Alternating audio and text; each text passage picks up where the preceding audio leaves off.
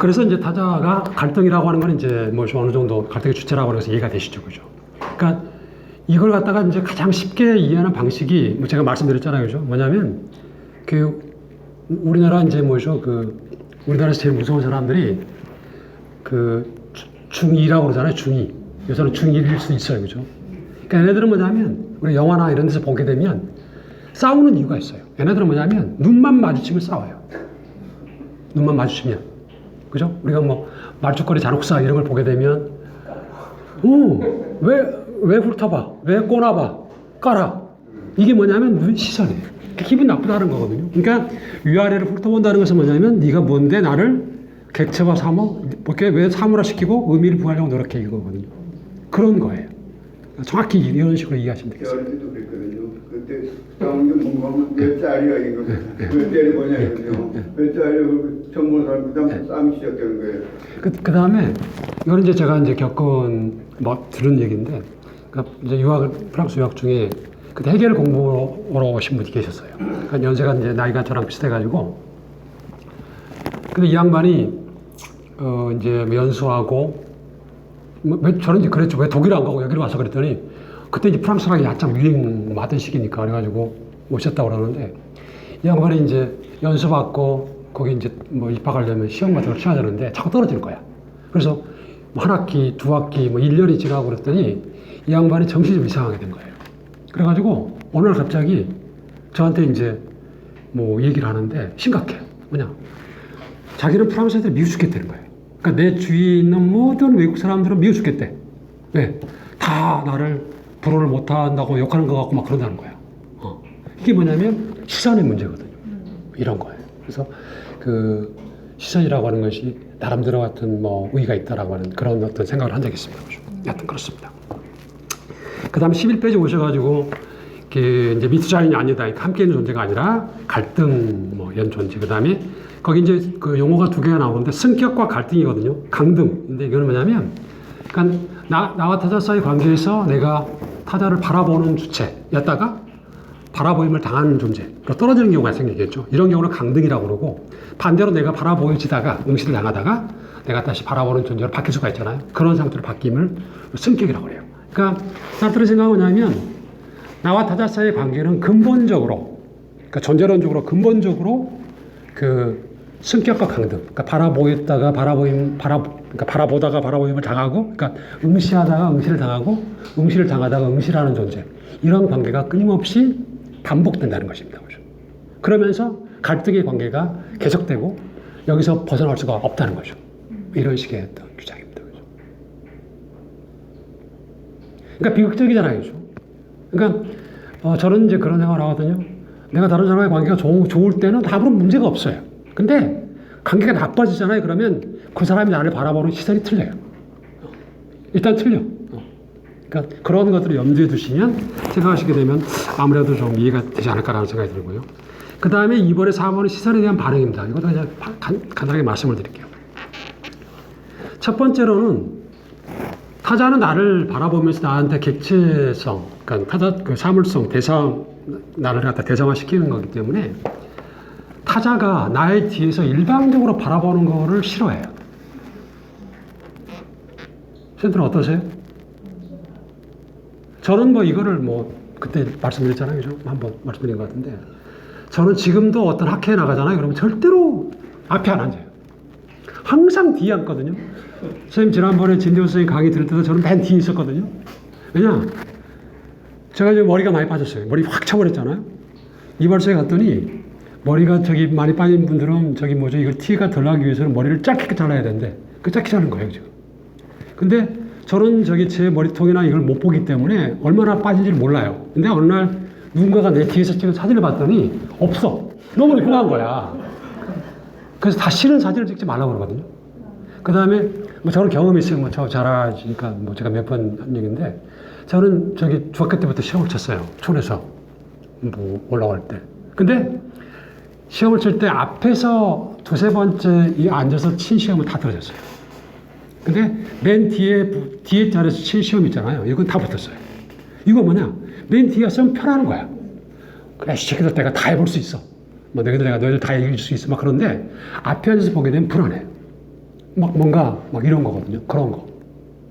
뭐, 그 다음에 뭐, 이런 것들을 보시게 되면은 항상 뭐냐면 누군가가 내 뒤에서 나를 바라본다? 불안한 거예요. 그죠? 이런 것들입니다.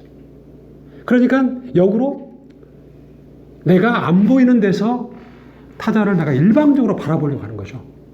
선생님, 어떠세요? 저는 그러거든요. 그러니까 인간의 어떤 욕망 중에 하나야. 보이지 않는 데서 바라보는 거. 투명 망토 같은 거죠. 그죠? 그러니까 사르트르가 이제 신의 존재를 갖다가 무신론자이기 때문에 뭐 신은 뭐 그런데 신을 갖다가 저기 그 규정을 하거든요. 어떻게 돼? 나를 바라보는 그러니까 나의 시선에 의해서 인간의 시선에 의해서 객체화가 안 되는 시선이 신이에요. 신은 항상 나를 바라보고 계시잖아요. 그러니까 저기 종교적인 어떤 의미에서 보면 대신 보이지 않죠. 이런 거예요. 그죠? 그런 건데. 그러니까 항상 뭐냐면 나는 우리 뭐 영화 제목도 있잖아요. 그죠? 나는 네가 뭐 어느 날 여름에 한 거를 내가 다 알고 있어. 그러니까 나는 너가 모르는 상태에서 내가 너를 다 보고 봤던 거야. 그러니까 너를 내가 완벽하게 객체화시켰어라고 하는 거죠. 이런 것이 변환된 형태가 뭐예요? 감시 카메라입니다. CCTV. 하나 재밌는 일화를 들려드릴게요. 저기 우리나라 고등학교 중에 아주 유명한 고등학교 중에 하나가 저기 그 한우 있는 유명한데 홍성에 있는 학교죠. 민족 뭐 그죠. 거기 선생님이 한 분 계셔가지고 초대를 해서 한번 간 적이 있어요. 친구. 놀라는 게 있습니다. 뭐냐? 거기 갔더니 거기는 뭐냐면 그 이제 그 선생님들이죠. 연구실이 따로 없어요. 교실 자체가 연구실이야. 교실이 이만큼 하게 되면은 책상이 이렇게 디귿자로 이렇게 있어요. 그러니까 여기가 다 선생님 연구실이야. 책꽂이 다 있고 뭐 다 있어. 그러거든요.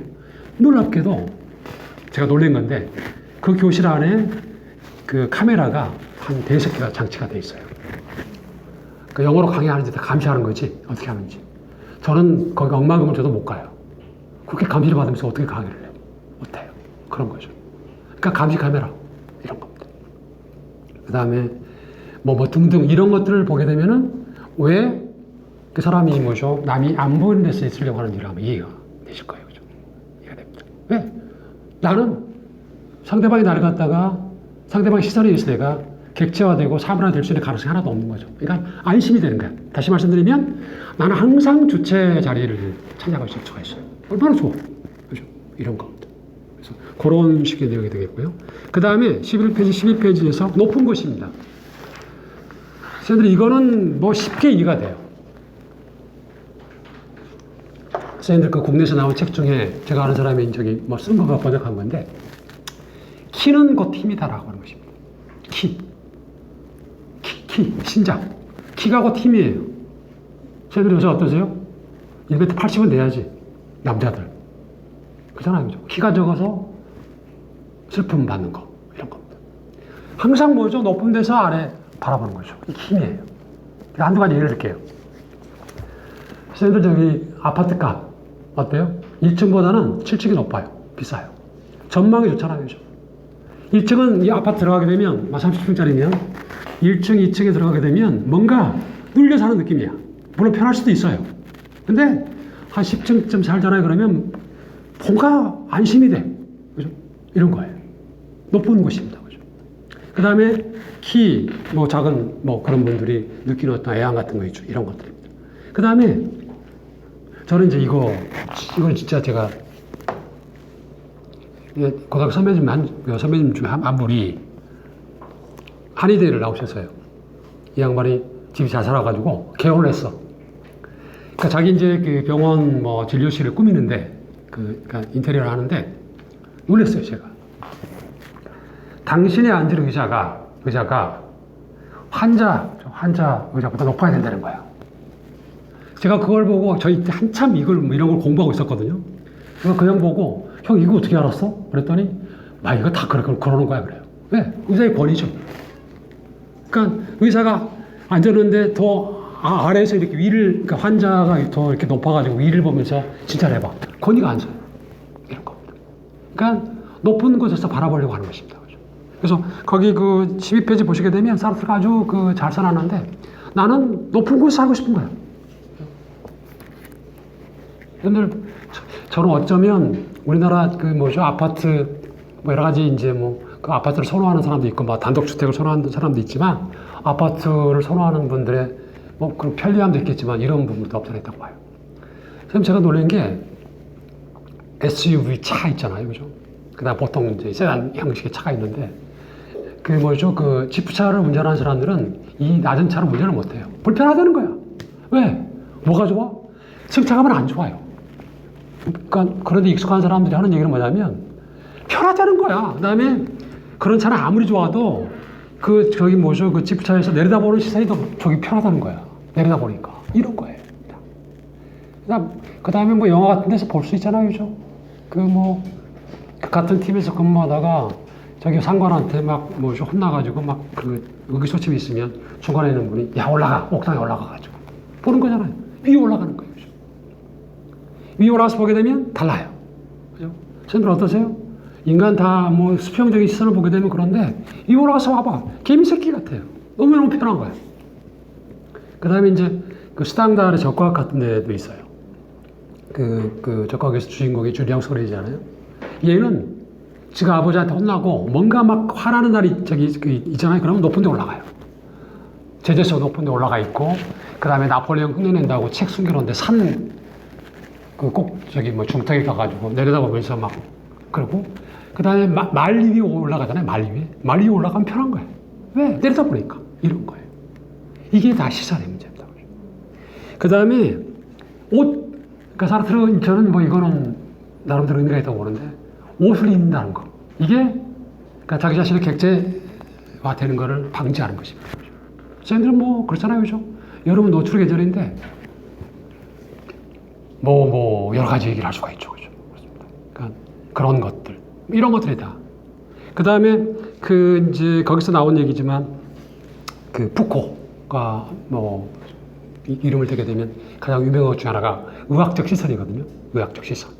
그러니까 어게알, 메디칼인데 의학적 시선하고 그 다음에 파놉티콘입니다. 파놉티콘은 아시겠죠? 감시. 감시의 핵심이 뭡니까? 이게 남들은 바라보지 못하는데 바라보는 거죠. 이런 겁니다. 시선. 의학적 시선입니다. 이런 거. 의학적 시선은 뭐 제가 이제 이거 저기 뭐 안 걸리겠지, 그죠? 그러니까 이 모든 남자 여자를 다 뭐죠? 그 막론하고 의사 앞에 가서는 다 몸을 다 뭐죠? 그 내놔야 돼요. 왜? 의사의 시선이 힘이니까. 그렇죠?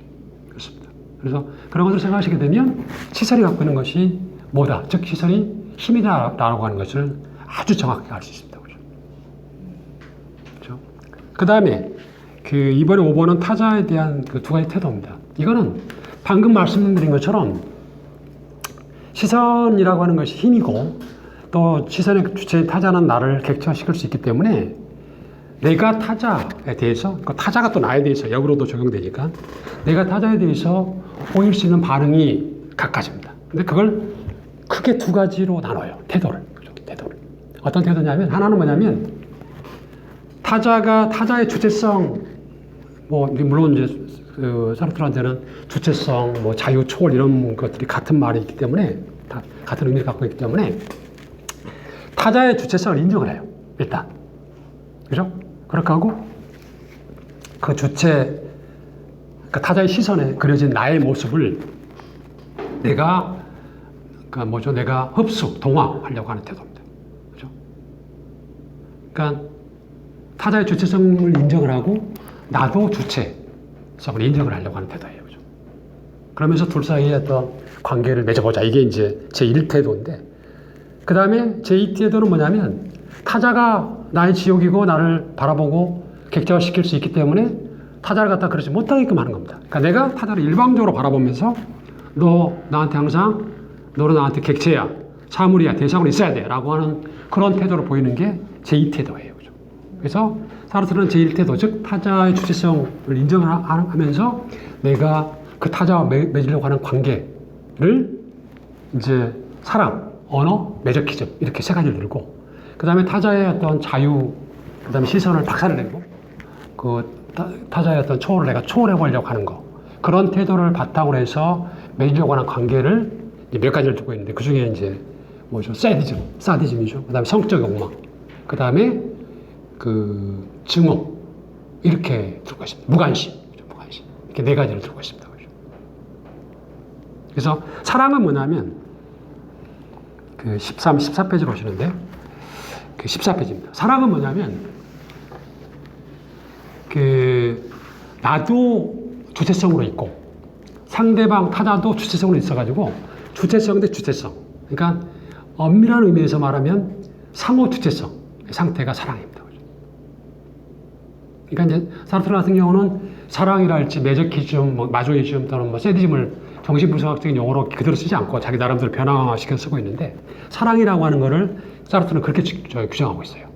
그러니까 어찌 보게 되면 인간이 인간을 만나가지고 가장 이상적인 형태로 구현하는 거죠. 그죠? 그래서 이게 저는 이제 제 생각으로는 사르트르가 이제 존재 의무에서는 나도 주체성, 타자도 주체성 있는 관계에는 이상적인 형태로만 있고 그 의미가 있고 현실 상태에서는 이거는 뭐죠 그러니까 실현될 수 없다라고 해서 부정을 하게 돼요. 왜냐하면 선생님들 그러잖아요. 그러니까 남자가 여자한테 또는 여자가 남자한테 정말 좋아가지고 사랑을 그러니까 나는 너를 사랑해, 나는 너를 사랑해, 네가 나를 사랑했으면 좋겠어라고 얘기를 하잖아요. 근데 상대방이 그 말을 듣고 나도 너를 사랑해 그러면 사랑이 의미가 없어져 버려요. 사실. 물론 사랑이 이제 성립을 한 건데 이 사랑을 구하는 사람 입장에서 보게 되면 사랑을 쟁취해버린 거죠. 사랑을 쟁취한 사랑은 사실 사랑이 아닐 수도 있죠. 그런 의미가 있대요. 어찌 보게 되면. 그러니까 우리가 뭐 그런 얘기를 하잖아요. 진짜 내가 사랑하는 사람은 뭐죠? 그러니까 놓칠 수밖에 없는 거죠. 그런 어떤 의미입니다. 하여튼 그래요. 그래서 하여튼 그 사랑이라는 용어를 써서 그런데 여하튼 사르트르한테는 사랑이라는 관계가 인간들 사이에서 가장 이상적인 관계고 그 어떤 그 구조는 뭐냐면 나도 주체, 너도 주체의 상태에 있다는 겁니다. 그래서 그러니까 보통의 경우는 이제 계약 결혼을 얘기를 해요. 그러니까 사르트르 하게 되면 그 계약 결혼의 주체가 이제 보부아르잖아요, 그죠? 근데 놀랍게도 사르트르와 보부아르는 그러니까 다른 사람들하고 얘기를 할 때, 특히 이제 그 젊은 사람들하고 얘기를 할 때 전부 다 또 친하게 되면은 그 프로에서는 이제 그 영화는 다르게 그 존경어가 있고 그 다음에 이제 헤라차가 있어요. 그러니까 그 프로는 이제 부가 당신인데, 그러니까 부하게 되면 내가 당신을 처음 만났으니까 뭐 예의를 갖춰서 이런 표현이고 띠하게 되면 너예요. 근데 보통의 경우는 저도 이제 그러거든요. 뭐 프랑스 선생님들 오잖아요. 그러면 친구고 그러면 다 부 안 해요. 띠예요 다. 뭐 어쩌고저쩌고 그렇게 얘기를 하는데 그러면 이제 제가 이제 한 가지 말씀드릴게요. 그때 이제 그 사르트르 100주년 탄생이 돼가지고 기념 삼아서 이제 프랑스에서 이제 선생님이 와가지고 그때 서울대에서 이제 뭐 강연을 했거든요. 질문도 하고 막 그러잖아요, 그죠? 저는 질문할 때 띠를 썼어요. 뭐 뒤에 뭐 어쩌고저쩌고 했더니 거기 와 있는 선생님들이 다 놀래요. 당신들은 다 이제 습관적으로 부를 써야 되는데 그래서 아니 뭐 한두 번 만난 것도 아니고 뭐 밥도 같이 먹고 술도 마셨는데 그러니까 그런 거죠. 이런 거예요. 근데 사르트르와 보부아르는 절대로 저기 띠를 안 써요. 항상 얘기를 할 때 부야. 그러니까 이런 거, 그러니까 부를 쓰면 뭐냐면 우리가 보통 그 부부들 사이에서 그러잖아요, 그죠? 애들이 보니까 뭐 했어 뭐 이런 게 아니라 뭐 해요 뭐 이렇게 좋게 얘기한다고 그러잖아요. 그런 거랑 똑같은 거예요. 그래서 존경의 의미가 담겨 있는 거죠. 그래서 계약 결혼 뭐 어떤 당사자로서 사르트르와 보부아르는 그런 상태입니다. 그러니까 계약 결혼이라고 하는 것이 많은 사람들이 생각할 때 이제 특히 뭐 국내에 잘못 알려져 가지고 이게 뭐 결혼 전에 한번 니랑 내랑 한번 뭐 궁합을 맞춰봐 이런 게 아니에요. 그러니까 얘네들은 뭐냐면 자기들의 어떤 철학적 사유에서 불가능하다라고 생각하는 지점을 놓고 우리가 그걸 한번 돌파해 보자, 실천해 보자라고 하는 것입니다. 사랑을 통해서. 그래서 실제로 저기 뭐죠 이제 보부아르가 사르트르를 부를 때도 그렇고 또 역으로 보부아르가 사르트르를 부를 때도 그렇고 항상 뭐냐면 나의 반쪽이에요. 나의 반쪽. 저는 뭐 나의 반쪽이 우리 뭐 연애할 때 쓰는 걸로 알았어요. 근데 진짜로 써요. 나의 반쪽. 뭐죠? 나의 너. 그 다음에 특히 중요한 말이 뭐냐면 나의 인쇄 화가자예요. 인쇄 화가자. 그러니까 뭐냐면 그러니까 사르트르는 뭐죠? 그 보부아르가 쓴 책의 첫 번째 독자였고 그 다음에 보부아르는 또 역으로 사르트르가 쓴 책의 첫 번째 독자였어요. 이거 뭐냐? 그러니까 둘 다 똑똑하니까 내가 쓴 걸 네가 읽어보고 오케이 하면 끝나는 거예요. 그냥 그런 식입니다. 그래서 읽고 오케이 뭐 하면 그냥 인쇄 이런 식입니다. 그래서 둘 사이의 관계는 그런 식으로 돼 있다는 겁니다. 그래서 근데 이제 보바르가 나중에 불평을 토로합니다. 계약 결혼에 대해서 뭐냐? 이거는 남자들한테 일방적으로 유리하다는 거죠. 그래서 그런 식의 어떤 이제 얘기를 하고 있는데, 여하튼 사랑이라고 하는 것은 그렇습니다. 두 번째는 언어예요. 언어. 그러니까 그 제1태도 즉 동화의 태도를 가지고 바탕으로 해서 이제 나와 타자 사이의 관계가 정립되는 두 번째 태도가 언어입니다. 언어는 저희들 어떠세요? 저희들 보통 그런 얘기를 하거든요. 그러니까 이제 결혼 어떤 파트너 저기를 할 때 다 갖추고 그 다음에 말은 돼야지, 대화는 돼야지 이거예요. 그 말이 뭐예요? 나는 그 사람 앞에서 내가 할 얘기 다 하고 싶고, 그 다음에 그 사람은 내가 한 얘기를 다 알아먹고, 그 다음에 대화. 이게 당신도 주체, 나도 주체라고 하는 것이 좀 가정이 되는 겁니다. 그러니까 어찌 보게 되면 언어라고 하는 것은 되게 사랑이랑 비슷하죠. 그렇죠? 근데 사르트르가 사랑은 실패라고 규정을 하는데, 사르트르가 언어는 실패라고 규정을 하지 않아요.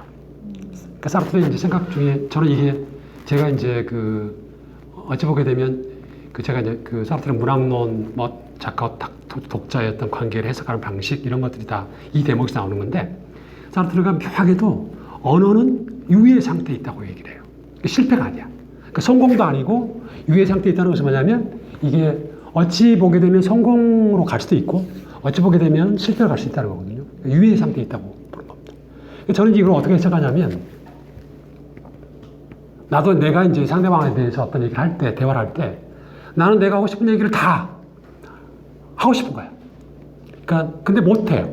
내가 갖고 있는 생각을 언어로 다 표현할 수도 없고, 내가 그 생각을 표현할 때 단어도 부족해. 그죠? 그러니까 대신 노력을 하는 거예요. 끊임없이 나는 노력을 하고, 그 다음에 상대방도 내가 한 얘기를 듣고 100% 이해하겠어요? 아니죠. 이해하려고 노력을 하고, 또 상대방이 나한테 네가 한 얘기가 이런 것이 아니어서 내가 이해한 바는 이런 거야. 그걸 갖다 나한테 계속해서 이해를 해서 정말 가장 이상적으로 나는 내가 하고 싶은 얘기를 다 하고, 상대방도 내가 한 얘기를 100% 다 이해를 해가지고 나한테 그 얘기를 해줬는데 탁 맞아 떨어지는 경우입니다. 그러니까 엄밀한 의미에서 상호 주체성이죠. 이런 상태가 되게 되면 언어가 성공일 수 있다는 거예요. 그러니까 선생님들 어떠세요? 나는 네가 한 얘기를 100% 이해해, 이거예요. 그죠?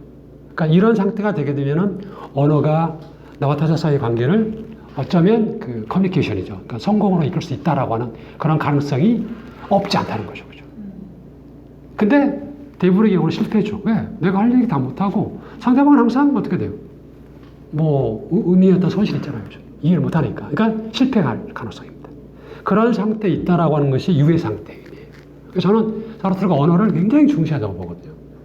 그래서 저는 이제 그러니까 이게 언어가 성공을 해서 나와 타자 사이의 어떤 완벽한 상호 주체성이 이룩되는 상태, 이게 어찌 보게 되면 이제 하버마스가 얘기했던 공론장의 문제입니다. 그러니까 인간은 완전히 이성적인 어떤 상태에서 커뮤니케이션을 이성적으로 할 수 있는 상태. 그죠? 그러니까 내가 할 얘기 다 하고 상대방이 내 얘기를 다 알아먹는 상태, 이거죠. 이상적인 거잖아요. 그죠? 그래서 그런 것들을 염두에 두시면 될 것 같아요. 그 다음에 매저키즘이에요. 마조이즘. 마조이즘은 뭐냐면 상대방이 주체야. 나는 그 주체 앞에서 내가 주체로 상대하지 않고 객체가 되는 거예요. 그러니까 특히 뭐냐면 아까 말씀드린 것처럼 상대방의 힘이 너무 셀 때, 그죠? 가장 대표적인 케이스는 절대자입니다. 절대자시여 나를 안아주세요. 저는 당신의 종입니다. 이거예요. 그 다음에 예를 들면 그런 거거든요. 그 다음에 요새 젊은 친구들 이제 직장 다 힘드니까 시집 장가 가서도 어떻게 돼요? 다 부모님한테 뭐예요? 엄마 아빠 나 지금 안아줘. 그런 거죠. 엄마 아빠 나 지금 힘들어.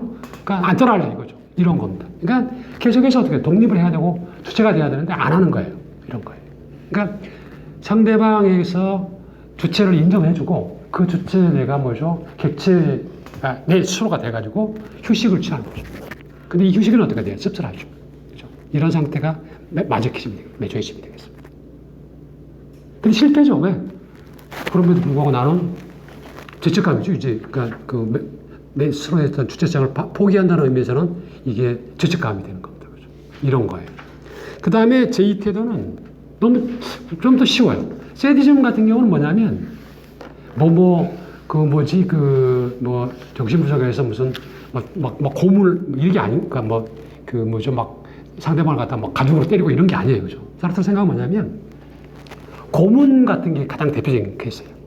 고문을 할 때 뭐냐면 이제 고문자가 피고문자한테 뭔가 정보를 얻어야 되잖아요. 그죠? 중요한 정보를.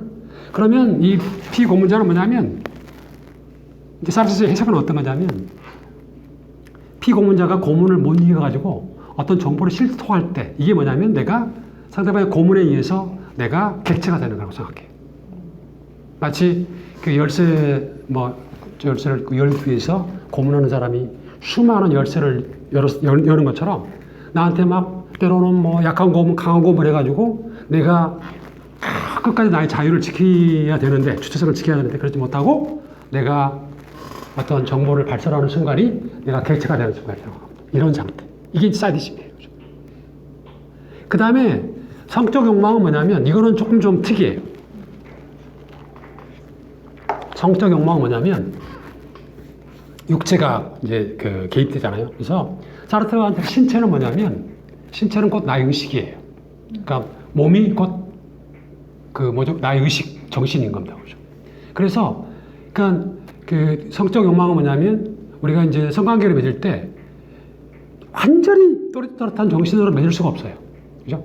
그러니까 내가 어떤 아주 명석한 의식을 가지고 저기를 할 수 없는 거예요. 그러니까 사르트르 생각은 뭐냐면 내가 어떤 성적 욕망을 이게 이제 성적 욕망에 사로잡힐 때는 뭐냐면 내가 반쯤은 주체여야 되고 반쯤은 몸뚱아리 해야 되는 거예요. 그러니까 사르트르는 이걸 갖다가 이제 신체에서 살 개념으로 이제 이걸 갖다가 이제 바꾸는데 반쯤은 내가 흥분된 상태, 내 몸 자체가 뭔가 또렷한 어떤 정신 상태가 아니라 뭔가 혼탁한 상태, 섞인 상태가 돼야 된다는 거죠. 그래서 사르트르가 이제 성적 욕망을 얘기를 할 때 뭐냐면 애무 얘기를 해요. 우리가 보통 손을 만진다, 머리카락을 쓰다듬는다, 애무를 하잖아요. 애무를 나의 어떤 손길 아래에서 상대방의 육체, 신체가 그러니까 주체성이 객체성의 상태로 반쯤 바뀌는 어떤 의식 과정, 세레머니라고 생각하는 거예요. 그죠? 이런 상태입니다. 이게 이제 성적 욕망이고, 그 다음에 무관심은 더욱더 의미가 있습니다. 그죠? 저는 이게 이제 사실 우리 인간들 사회에서 굉장히 크다고 보는데, 무관심은 뭐냐면 나는 주체고 상대방은 아예 주체 없어요. 그러니까 너는 그러니까 사르트르가 이걸 이제 얘기할 때 맹목 상태라고 얘기를 하거든요. 맹목 상태. 맹목 상태는 뭐냐면 안 보이는 거죠. 그죠? 네가 왔어? 이런 거예요. 저는 이제 이걸 꽂아놓은 보리자루라 그런 표현을 쓰는데 어떤 거냐면 선생님들 저기 동창회 가끔 가시죠? 동창회. 선생님 초등학교 여러 저기가 있잖아요. 그러면 제가 어떻게 해서 먼저 갔어요. 먼저 가면은 내가 주인공이야. 그러면 이제 한두로 오게 되면은 좀 빨리 온 놈들은 다 내 주위에 와요. 그럼 어떻게 지내? 그러잖아요. 그러다가 나보다 더 잘난 놈, 더 잘생긴 놈, 그 다음 더 인기가 있는 놈이 오잖아요. 그러면 얘네들이 다 걔한테 붙어요. 나는 어떻게 돼요? 무관심의 대상이 되는 거예요. 그때 내가 가장 비참함을 느낍니다. 왜? 나는 똑같이 한 명의 인간, 그러니까 주체로서 대접을 받다가 갑작스럽게 어떻게 되죠? 내가 사물 상태로 떨어지는 거예요. 이런 겁니다. 그러니까 사람이 사람을 갖다가 무한을 줄 때랄지 사람이 사람을 갖다가 대할 때 가장 좀 무서운 게 무관심이에요. 이것처럼 커다란 폭력이 없습니다. 그죠? 어찌 보게 되면. 그러니까 이거는 뭐냐면 너는 나한테 아예 사물이야. 너는 나한테 주체 의미가 없어. 라고 하는 거죠. 이게 무관심이 됩니다. 그러니까 우리가 보통 그런 얘기를 하죠. 무관심이 증오보다 더 무섭다라고 얘기를 하는 게 바로 그런 겁니다. 그 다음에 또 하나는 뭐냐면 증오예요. 증오는 단순하게 미움이 아닙니다. 사르트르한테는. 그죠? 이게 뭐냐면 재밌는데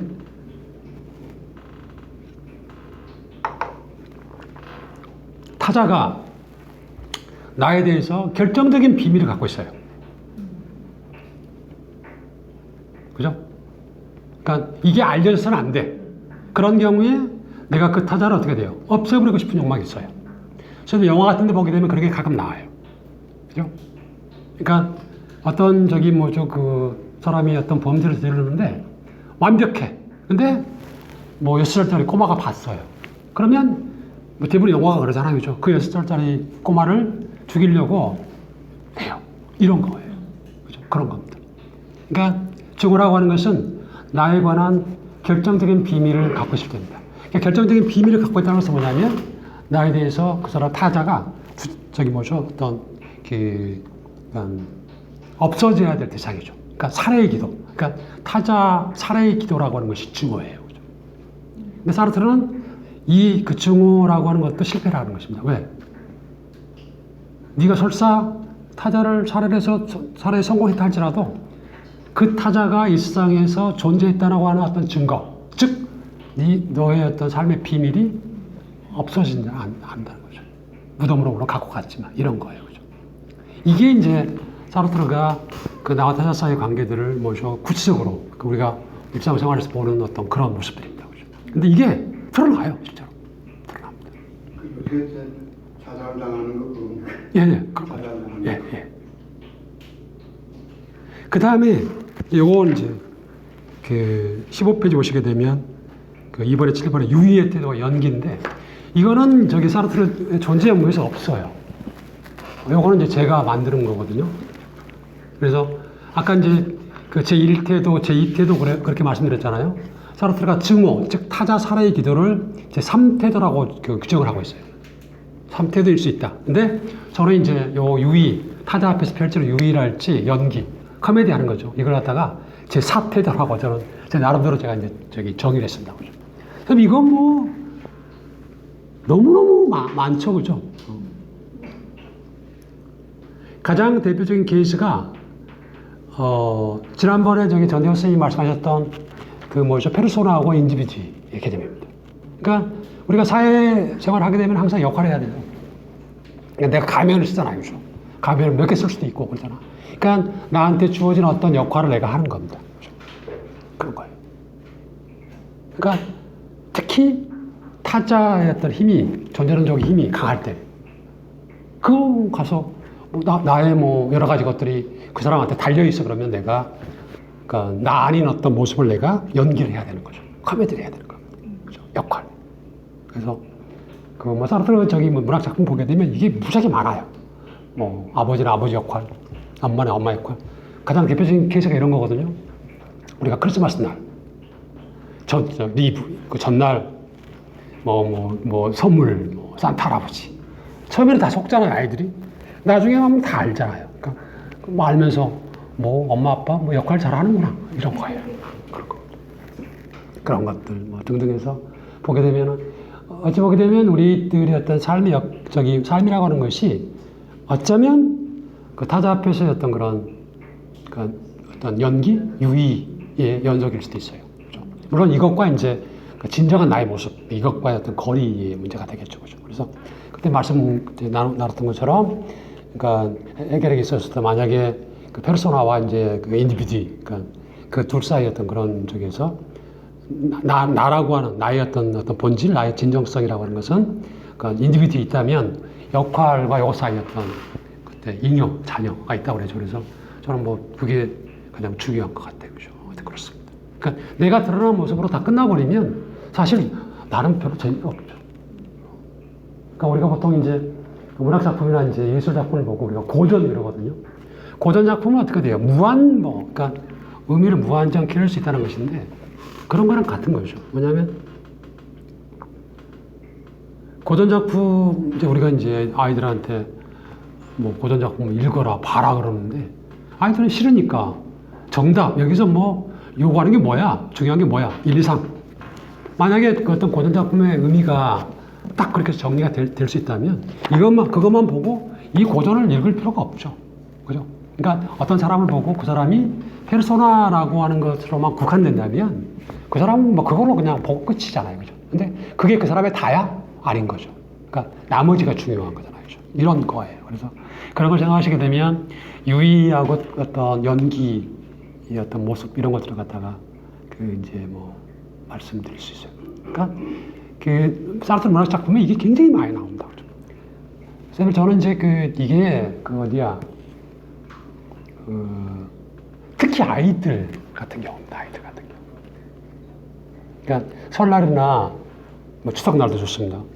뭐 이번에는 코로나 때문에 다 모일 수 있을지도 모르겠는데, 그러니까 이제 어른들이 다 이제 있고, 그다음 아이들한테 뭐 노래해봐 그러잖아요. 그러면 이제 이게 사형제 오형제 있어가지고 뭐죠 이제 뭐 거기서 이제 뭐 큰형님 아들 딸 뭐 해가지고 다 있잖아요. 그러면 처음에는 아이들이 이제 뭘 시키게 되면 쭈삣쭈삣 잘 못해요, 그죠?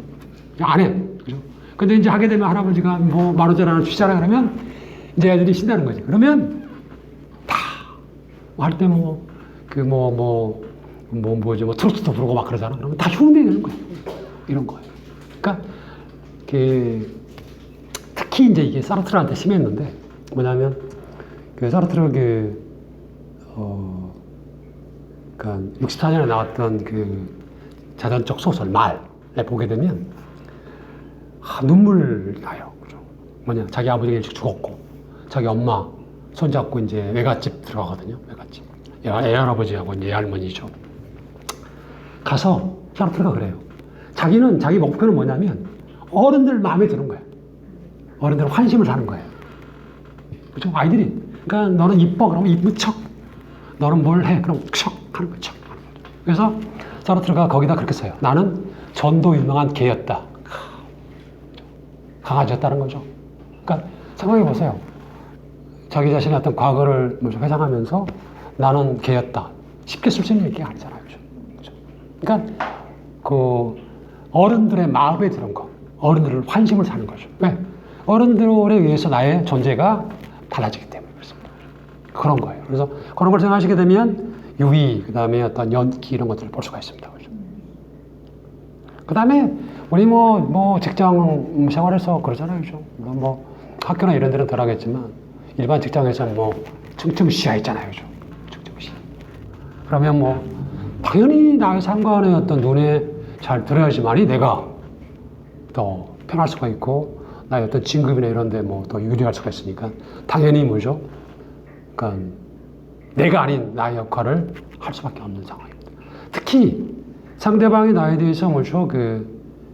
좋은 이미지를 갖고 있을 때 그러니까 나보다 힘이 센 사람이 그러니까 이게 힘이라고 하는 게 물론 존재론적인 힘입니다. 그렇죠? 그래서 이 힘이 셀 때 그리고 그 힘을 가진 사람이 나에 대해서 좋은 이미지를 가지고 있을 때 나는 그 좋은 이미지에 영합하려고 노력을 할 수가 있어요. 그죠?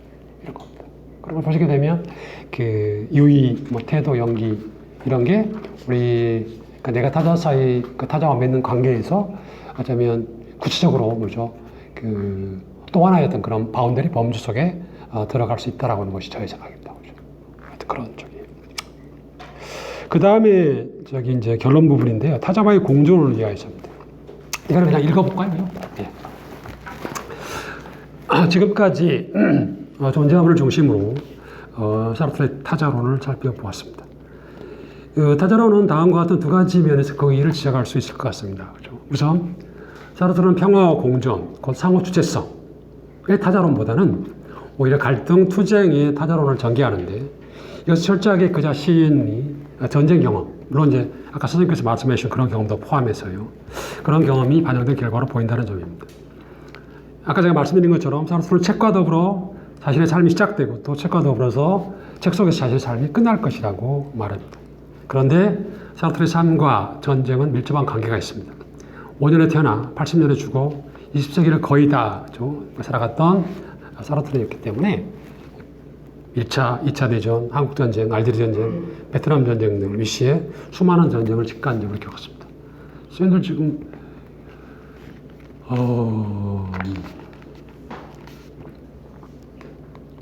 10월 말인가? 요새 저희들이 코로나 때문에 학회를 이렇게 거의 이제 이렇게 비대면을 하고 있는데 프랑스 문화예술학회, 프랑스 학회, 하여튼 두세 개가 이렇게 모여가지고 연합대회를 하는데 거기 주제 중에 하나가 전쟁이에요. 저희들은 다 잊고 있죠. 지금 코로나 전쟁 때문에 다른 전쟁을 다 잊고 있는데 올해가 한국 전쟁 발발 70주년. 그죠? 1950년이니까. 선생님들 지금 지구상에 정말 놀랍게도 냉전의 잔재를 우리가 다 펼쳐버리지 못한 나라 중에 하나가 우리나라예요. 그죠? 북한이 있으니까, 그죠? 북한과의 관계 요새 걔네들도 아마 코로나 때문에 힘든 모양이죠, 그죠? 이제 하여튼 그런 상태거든요. 그래서 사르트르에게 있어서 전쟁이 무지하게 중요해요. 그래서 전쟁의 글쓰기. 그러니까 잠깐 말씀드리자면 이런 거거든요. 사르트르 같은 경우는 저는 이제 어떻게 보냐면 이게 동시성이에요. 동시성. 그 다음에 편재성입니다.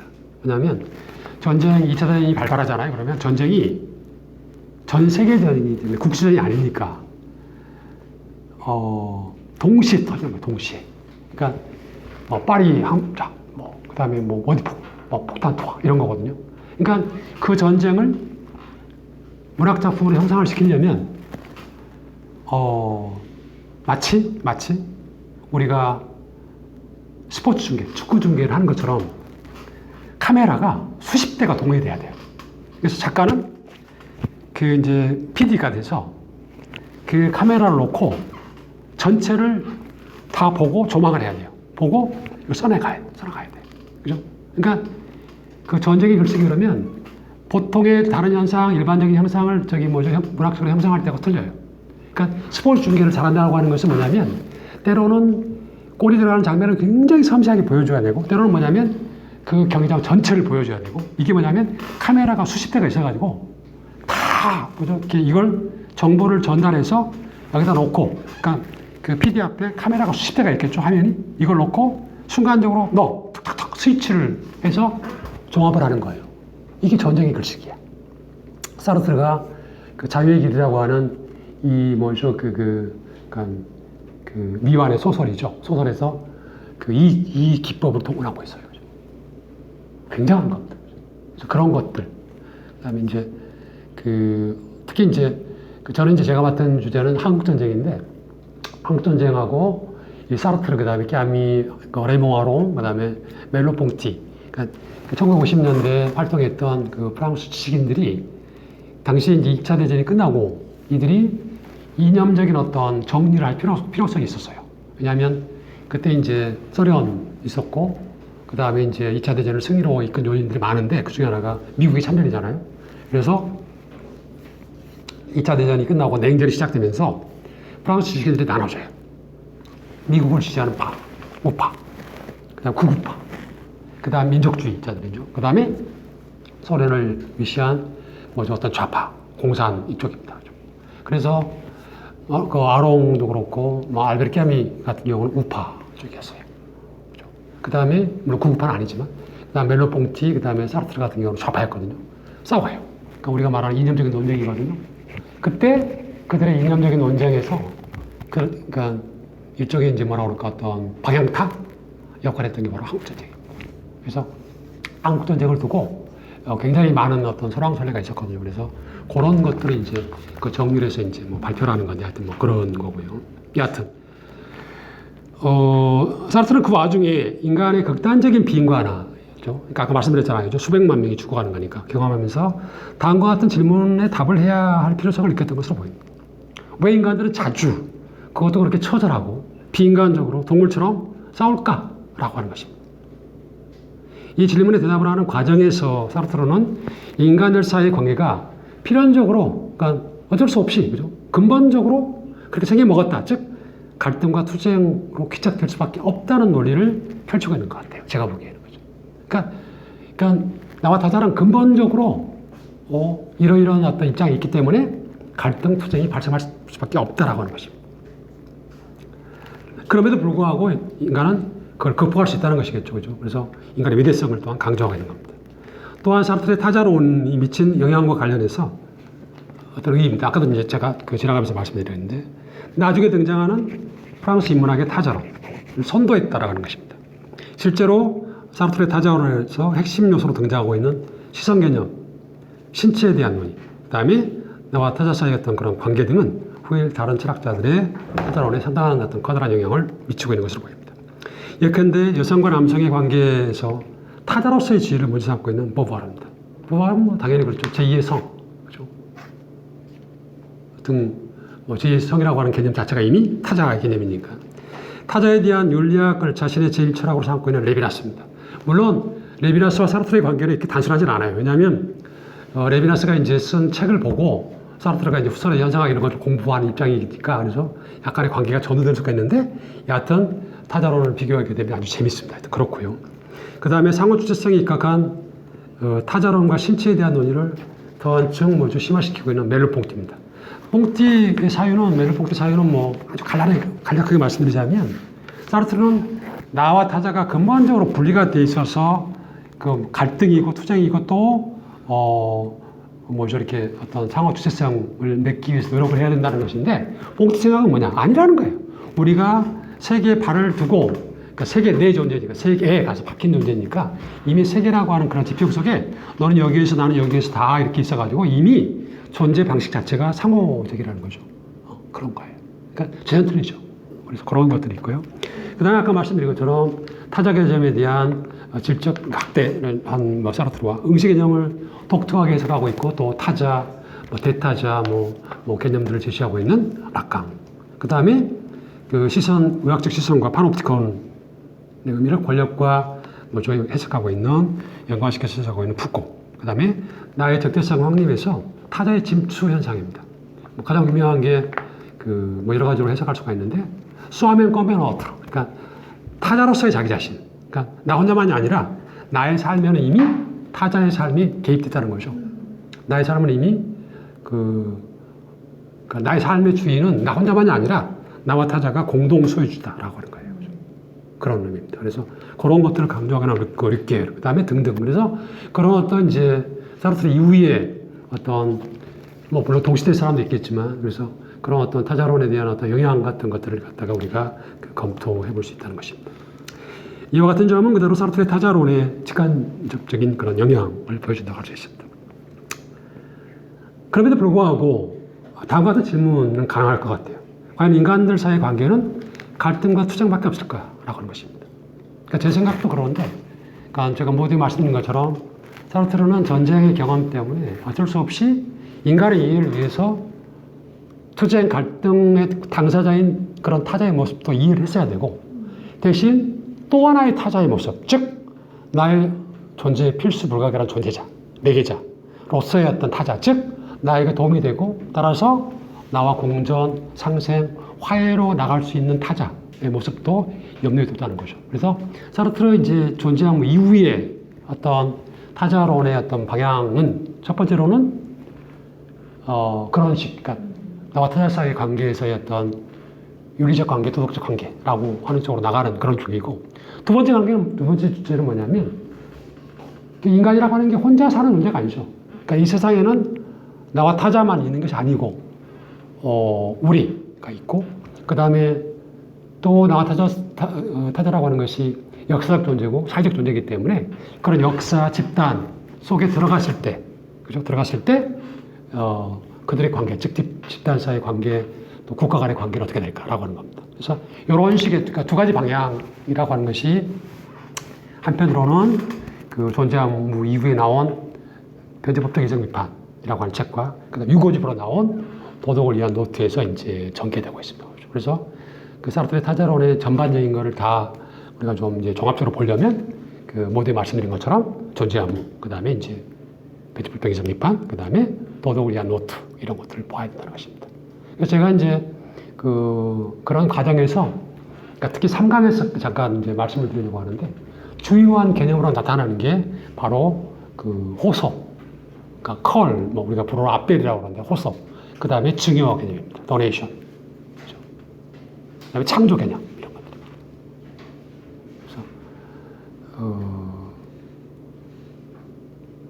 다음 주, 그러니까 제2강에서는 이제 주로 이처럼 나와 타자성의 관계가 갈등인데 이게 우리라고 하는 어떤 그 공생, 공존으로 넘어가는 그런 과정에서 사르트르가 폭력을 통해서 형성되는 우리 가능성 이런 것들을 제시했는데 그런 것을 통해서 보고 그다음에 3강에서는 그런 우리를 형성하는데 그게 아니라 아까 제가 말씀드린 것처럼 언어적, 그러니까 나의 주체성과 상대방의 주체성이 평화적으로 만날 수 있는 어떤 그런 상태, 그런 어떤 가능성 이런 것들을 이제 3강에서 보도록 하겠습니다. 예, 오늘 코로나 때문에 여러 가지 어려운데 와주셔서 감사하고, 그 다음에 제가 그 최근에 좀 목이 좀 안 좋아가지고 좀 낫다가 뭐 그래 그래서 목소리가 원래는 좀 좋은데 좀 굉장히 좀 탁하게 들려서 제가 듣기에도 지금 제가 별로 안 좋거든요. 그래서 좀 불편하셨더라도 좀 양해 부탁드렸으면 감사하겠습니다. 예, 오늘 뭐 이걸 마치시죠. 예, 예, 예. 고맙습니다. 예, 다음 주에 뵙겠습니다.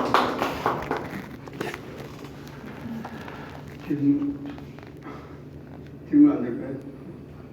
네, 하세요. 예, 예. 이제 사람들과 인간과의 사이에서 그 갈등, 투쟁 이런 것을 예로서 전쟁을 예로 들었는데 저는 아주 안 맞다고 봅니다. 인간과 인간 사이에서 일어나는 투쟁과 갈등하고 전쟁이라는 것은 전혀 그 메커니즘이 다르다 봅니다. 전쟁은 국가 간의 그 지도자라는 자들이 그 서로 이해관계에 따라서 그 힘이 똑같으면 전쟁 안 일어난다고 하지 않습니까? 그죠?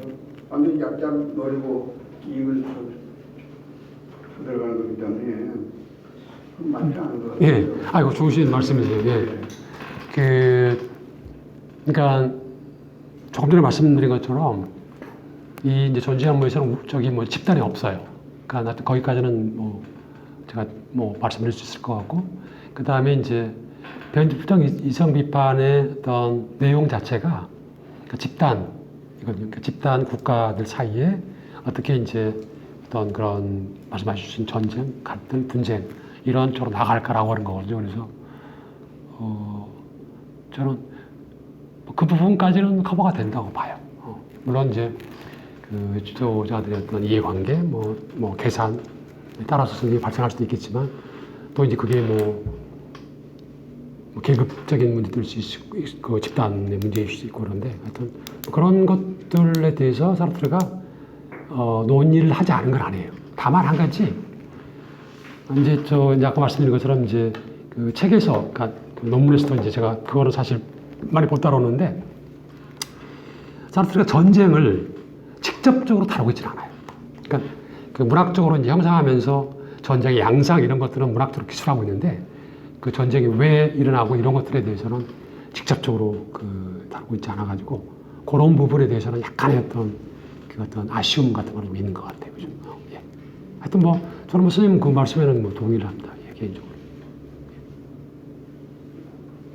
예, 그리고요, 예. 또 한 가지는 사람들과 타인은 나의 지옥이라고 하고 다른 말로 하면 적이라고 해도 되겠죠. 예, 뭐 예. 또 그렇게 알고 있는 사람들이 많더라고요. 예. 사람들과 그렇게 말했다고 예. 말이야. 사람들 타인은 나의 적이라고 그랬다고. 근데 이 본질적으로 이제 타인은 나의 적인데 서로가 그럼 적 상태가 변화가 될 수 있느냐는 겁니다. 그러니까 사랑을 통해서 나의 지옥인 타인이 나의 지옥이 아니라 이제는 적상되어서 지옥이 아니라 친구, 친한 친구가 된다든가 그렇게 될 수 있는가? 그래서 하는 그게 본질적으로 그렇게 될 수 없다는 겁니까? 전혀 다만 사랑한다 그러면 말이죠. 사르트르하고 보바로의 관계. 그런데 질문을 사르트르한테 물어보고 싶어요. 당신은 타인은 나의 지옥이라고 그랬는데 나의 적이라고 그랬는데 그럼 시몬은 보바로는 뭐예요? 적인가요? 아닌가요? 적과의 일시적인 동침인가요?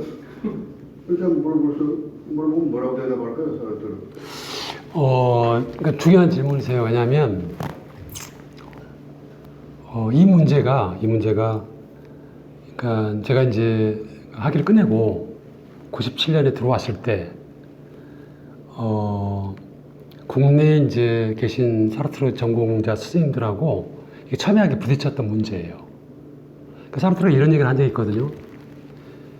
그러니까 물론 사르트르 그 어떤 사유 자체가 상당 부분 막 확 변화하는 그런 부분이 있기 때문에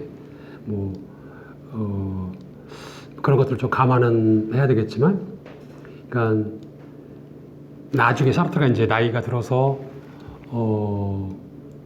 저는 제가 보기에는 다 기억을 못했을 수도 있어요. 그러니까 어떤 이제 연구자가 인터뷰를 하면서 당신이 옛날에 그런 얘기를 했었다. 어떤 얘기냐면 존재함에서 두 가지입니다. 하나는 인간의 자유는 절대적이다 라고 하는 얘기와 두 번째, 그 인간과 인간 사이의 관계는 타자, 그러니까 이제 지옥이기 때문에 이거는 극복될 수 없는 것이 아니냐라고 하는 거예요. 그래서 이제 요 두 가지를 이제 질문자가 얘기를 하고, 근데 당시 나중에 인간의 자유는 절대적이 아니다라고 얘기를 하고, 두 번째로는 인간과 인간 사이의 관계라고 하는 것이 그런 어떤 협력, 그러니까 어떤 지옥, 뭐 이런 투쟁 이런 관계를 넘어서서 윤리적이고 도덕적인 쪽으로 나갈 수도 있다라고 얘기를 하지 않았느냐. 그러니까 제가 보기에는 다 한 거야, 사르트르가. 근데 그 얘기를 했을 때, 그러니까 사르트르가 그런 얘기를 한 거예요. 내가 그런 얘기를 했어? 이렇게 된 거예요. 그러니까 물론 그때는 이미 이제 뭐 나이가 막 많아가지고 그 기억을 다 못하는 그런 상태거든요. 근데 그러니까 이걸 놓고 국내 학생들도 해석이 틀려요. 그러니까 당신들이 이제 그 앞에 부분, 그러니까 뭐 절대적 자유, 그 다음에 타자와의 관계가 절대적으로 뭐 투쟁이다라고 하는 것을 강조하게 되면 사르트르 사회에서 그 어떤 경우에도 뭐 특히 이제 타자와의 문제에서 공생 화해로 나가는 출구가 없어요. 그죠? 그러니까 이렇게 주장하는 그 이제 한 저기들이 계시고, 그 선생님들이 계시고, 저는 뭐냐면 그래 좋다. 다만 그러니까 그럼에도 불구하고 사르트르의 어떤 고민이라고 하는 것은 그로부터의 어떤 탈출, 그러니까 어떤 출구를 마련하는 쪽으로 정향이 됐을 것이다라고 하는 거예요.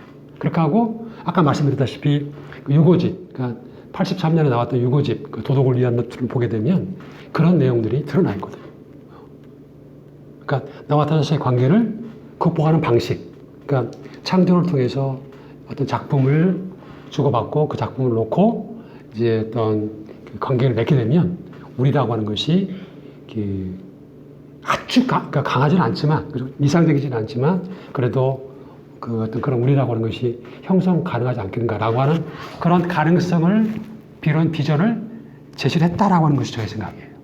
그러니까 저는 뭐냐면 선생님 방금 말씀 이제 해주셨지만 보부아라의 관계에서 그러니까 끝까지 지옥이었어? 라고 하는 건 아니라는 거죠. 그러니까 사르트르와 보부아의 관계도 때로는 지옥이었다가, 그죠? 그러니까 일종의 그 양비론이 돼버리는데 때로는 지옥이었다가 때로는 뭐죠? 공생 화해.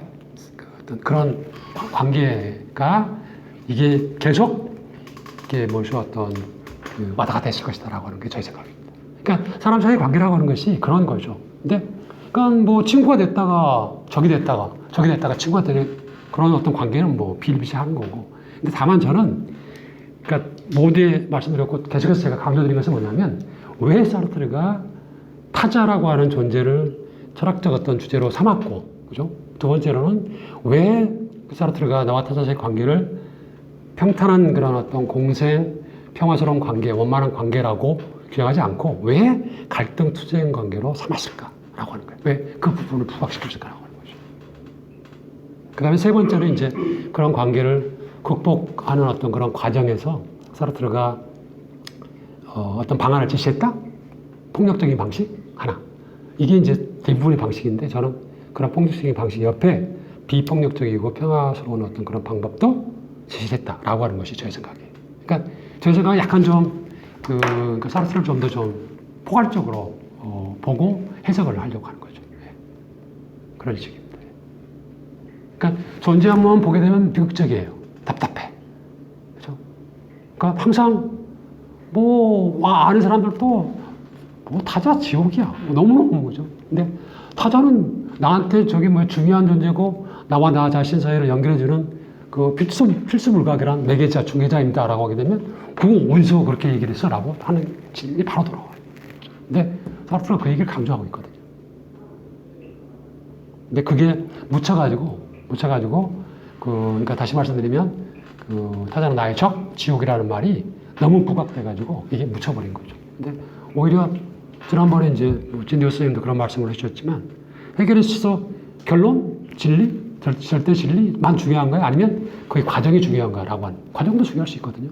그러니까 뭔가 어떤 그 동력, 부정이 발생하는 틈 자체가 중요할 수 있듯이 사르트르에게도 저는 그런 어떤 묻힌 부분, 그러니까 드러나지 않은 부분이 오히려 또 의미를 가질 수 있다는 것이죠.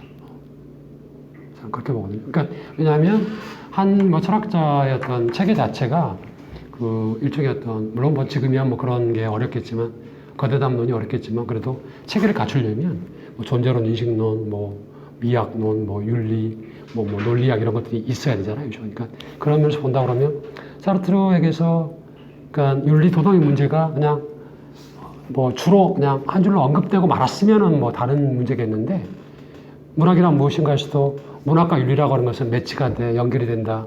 그 다음에 이제 유고집에서도 그 뭐죠 이제 그런 그 미학과 윤리의 어떤 그 문학과 윤리, 뭐 예술과 윤리의 어떤 결합점을 찾기 위해서 꾸준하게 노력을 하고 있는 그런 모습이니까 제가 보기에는 당연히 그런 것들은 좀 감안해서 그 사르트를 좀 읽어야 되지 않을까라고 하는 것이 저의 생각입니다.